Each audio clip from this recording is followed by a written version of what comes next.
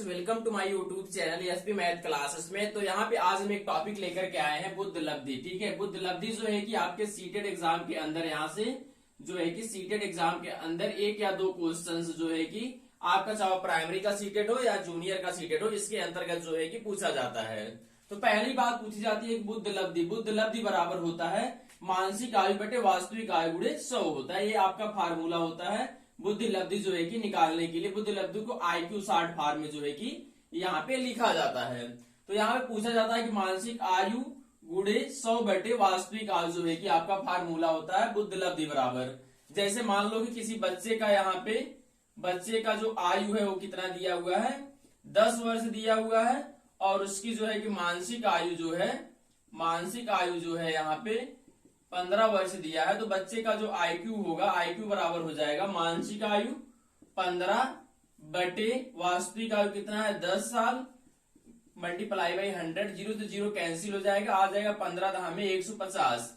तो अर्थात उस बच्चे का जो IQ लेवल कितना आ गया 150 जो है कि बच्चे का IQ लेवल आ जाएगा।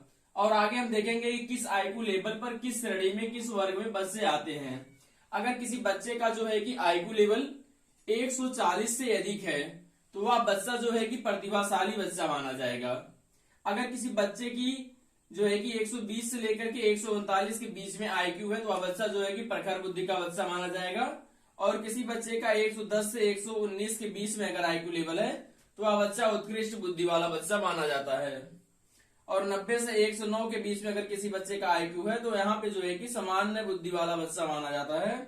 80 से लेकर के 89 तक है तो मंद बुद्धि वाला बच्चा माना जाता है। और 70 से लेकर के 79 के बीच है तो निर्बल बुद्धि वाला बच्चा माना जाता है।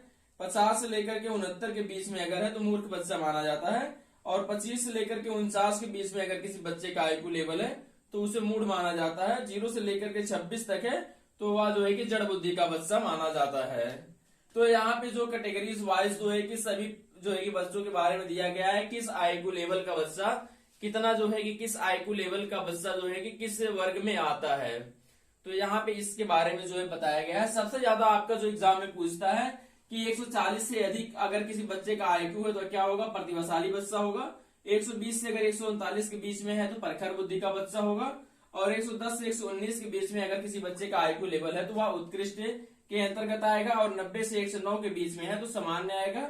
और 80 से लेकर 89 के बीच में है तो मंद बुद्धि का बच्चा जो है कि माना जाता है। तो आप सभी टेबल्स को जो है कि अच्छे से याद कर लेंगे। और बुद्ध लब्धि बराबर जो होता है मानसिक आयु बटे वास्तविक आयु गुणे 100, ये आपके हर बार जो है कि सीटेड एग्जाम में पूछा जाएगा। अगर अभी देखा जाए जो आपका सीटेड एग्जाम जो है कि 2023 दिसंबर में हुआ था तो उसमें जो है कि प्राइमरी में भी पूछा गया था और जूनियर में भी जो है कि यहाँ से क्वेश्चन आपके पूछे गए थे। तो आप सीटेड एग्जाम के लिए जो है कि बुद्ध लब्धि बराबर मानसिक आयु बटे वास्तविक आयु गुणे 100 जो है कि यहाँ पे पूछा जाता है। अगर आप चैनल पर पहली बार आए हुए हैं तो चैनल को जरूर सब्सक्राइब कर लें। इसी तरह से इंपॉर्टेंट जो भी टॉपिक्स होंगे आपके सीटेड एग्जाम के अंदर तो आप सभी को दिए जाते रहेंगे।